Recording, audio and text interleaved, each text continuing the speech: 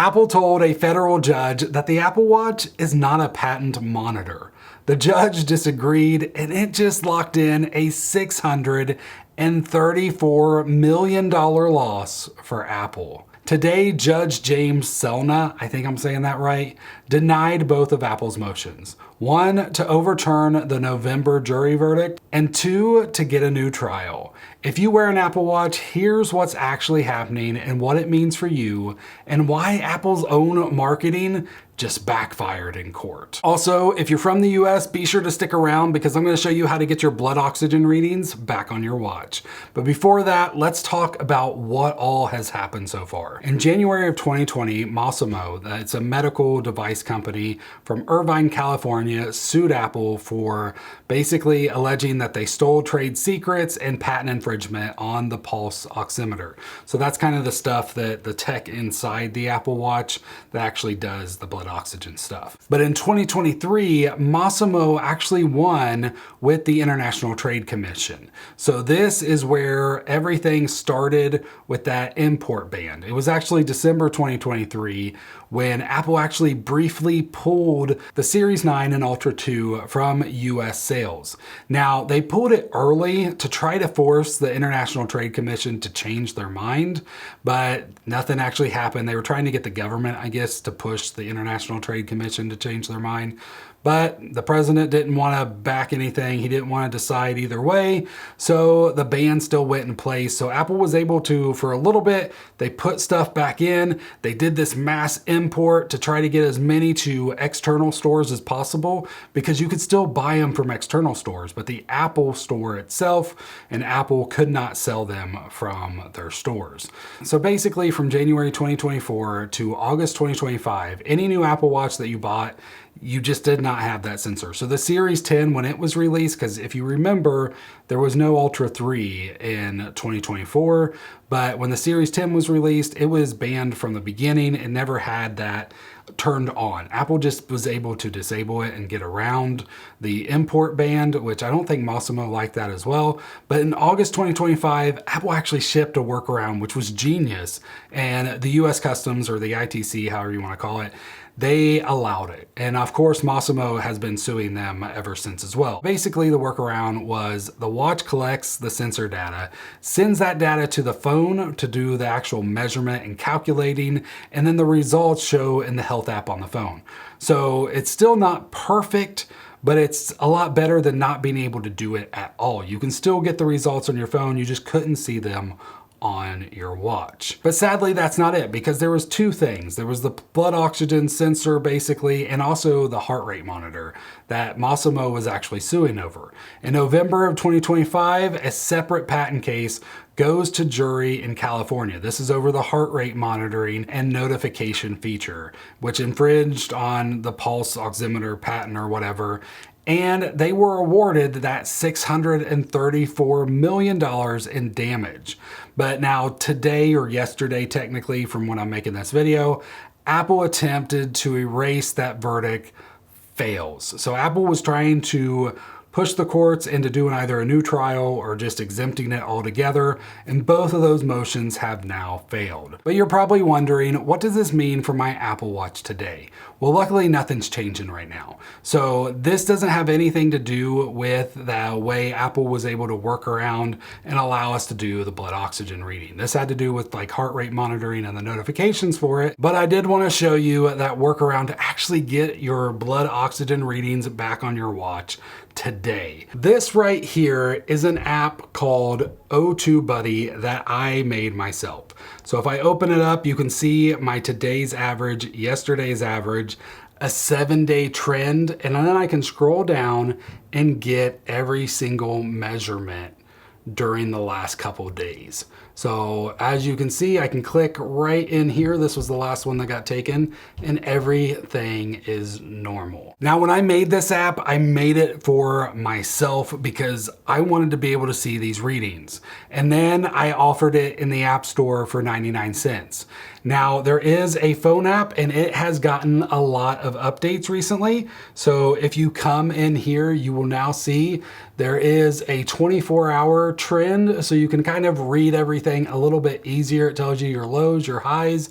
You can also go 7 days, 30 days, and 90 days. So if I go to the 7-day, you can also look at your morning and night trend. So you can see right here, it lowers during the night, but you can also come in even more. I can look at my last one. It shows me my trend for that day. Also just around this time over the last 30 days, the readings, where those readings have been as well. This app just got a lot better. It's actually, this update is not out as of making this video, but it will be coming out soon. Right now, the app is only 99 cents. When this update comes out, I believe I'm gonna up it to $1.99. It's not so I can become rich. Like $1.99 for an app is not gonna make me rich. It's mainly just so I can continue to offer support for all my apps. I try to make them as cheap as possible, but the support emails are coming in and they are taking up more and more of my time. But if you want it and you want it as cheap as possible, be sure to click the link in the description because it's right now, it's 99 cents. It's not gonna be changing. So right now, all this trend data is not there, but as soon as that comes out, most likely I'll try to keep it at the 99 cents for a couple days after this update, and then I'll probably have to bump it up to the $1.99. So be sure to check out that link in the description. But let's get back to what happened this week. And it all came down to that term I mentioned in the beginning, patent monitor. Apple's argument is that term should really only be meant for medical equipment, hospital gear, not a consumer smartwatch.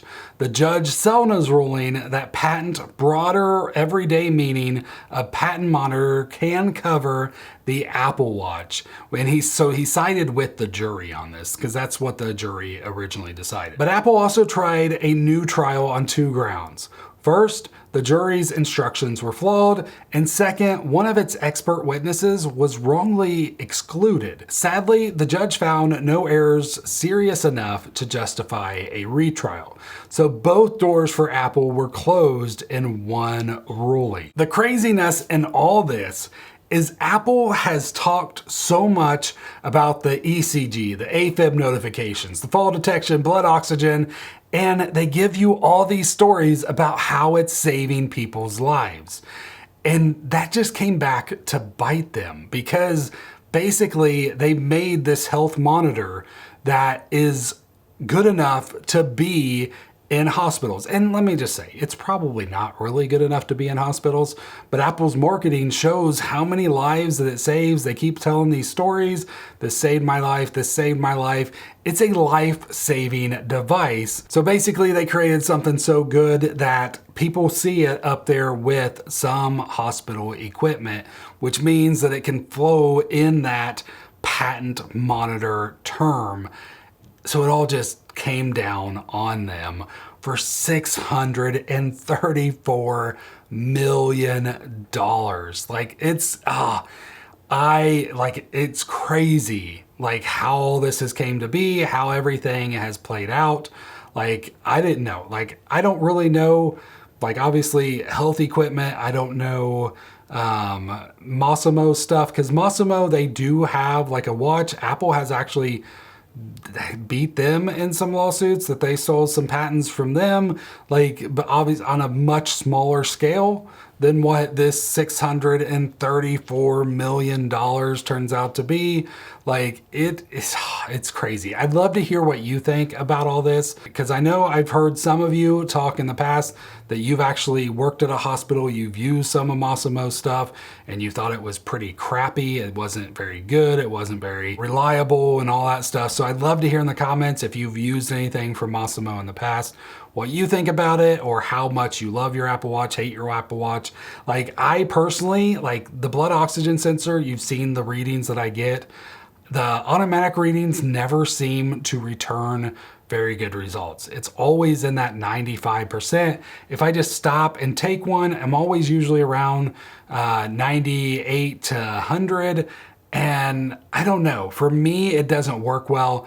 At least I don't feel like it works well enough. But for you, I've heard from so many of you ever since I made this app that, you know, this is such a life-saving, such a very important item, whether you need it for day to day, or maybe you rock climb and you're going higher and you need to monitor that blood oxygen at higher altitude levels, which that's cool how all that works, how you're, you know, then if you're in the 80s or something, you're still doing good. Like, it's crazy, all the stories that I've heard through all this. And it's just been interesting to see. So I'm hoping Apple continues to fight. Apple continues just to push back, figure things out. But as of right now, Apple's latest statement basically says that Masimo doesn't sell consumer products. It has sued Apple across multiple courts with 25 plus patents, most found invalid, and the patents in this case expired in 2022. Apple's basically saying that nobody even uses that version of the tech anymore, and Apple plans to, of course, appeal this on the federal circuit, so the $634 million isn't being wired anytime soon, because appeals can run for years. But luckily for us, this is an old patent. It actually ended, I believe I said, in 2022, so this doesn't change anything with our Apple Watch. The heart rate notifications that we still get, that patent's over. Like, Apple can do it, they can use it exactly. That patent does not hold anymore.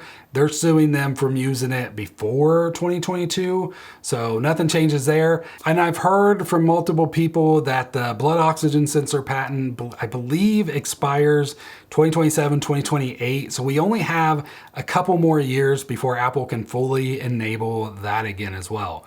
But until then, the O2 Buddy app is in the store and you can get it for 99 cents for a little bit longer. So if you're interested in it all, the link is down below. And I just want to say thank you so much for watching. Let me know what you think about all this, because this stuff is so crazy.